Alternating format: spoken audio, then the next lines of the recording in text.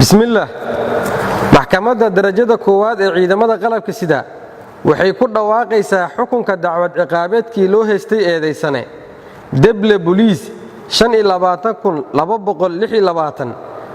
cali maxamuud axmed 26 jir ah ina maryan xaashi ku dhashay Kismaayo ka tirsan saldhigga booliiska wadajir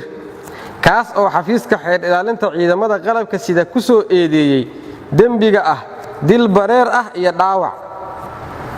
isagoo si bareer ah u dilay marxuum Cabdirasaaq Yuusuf Guure oo ahaa wade mooto bajaaj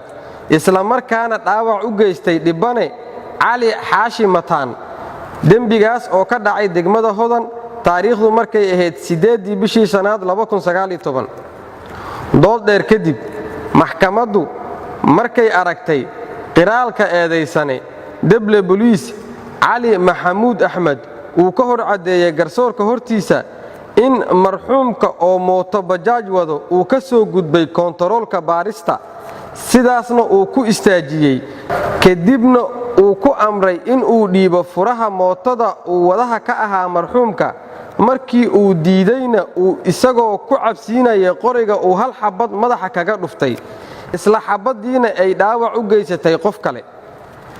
markay dhageysatay maxkamaddu maragii la hor keenay midna ay u weydiisay marag furkooda waxay maxkamadda ka hor cadeeyeen in ay arkayeen marxuumka oo ka gudbaya kontaroolka kadibna uu istaajiyay eedaysanaha muran kadibna ay xabad ka dhacday qoriga uu watay eedaysanaha madaxa kaga dhacday marxuumka isla markaana dhaawac u geysatay qof kale oo shacab ah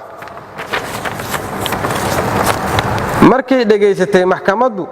gabagabada gungaarka baarista booliiska oo uu baaraha galdacwadeedku ku cadeeyay in eedaysane Cali Maxamuud Axmed uu si bareer ah u dilay marxuum Cabdirasaaq Yuusuf Guure dhaawacna u geystay dhibane Cali Xaashi Mataan markay aragtay maxkamaddu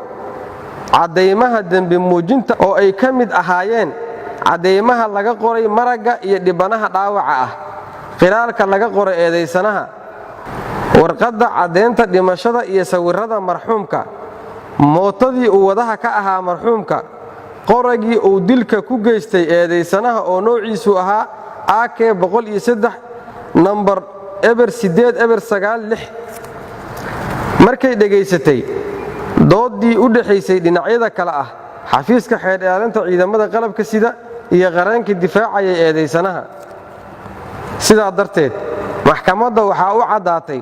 in eedaysane deble booliis 25226 Cali Maxamuud Axmed uu yahay dembiile galay dembiyada lagu soo oogay waxayna maxkamaddu ku xukuntay dil toogasho ah oo ah qisaasta marxuum Cabdirasaaq Yuusuf Guure cidii aan ku qanacsanayn xukunka maxkamadda waxaa u furan racfaan wabillahi tawfiiq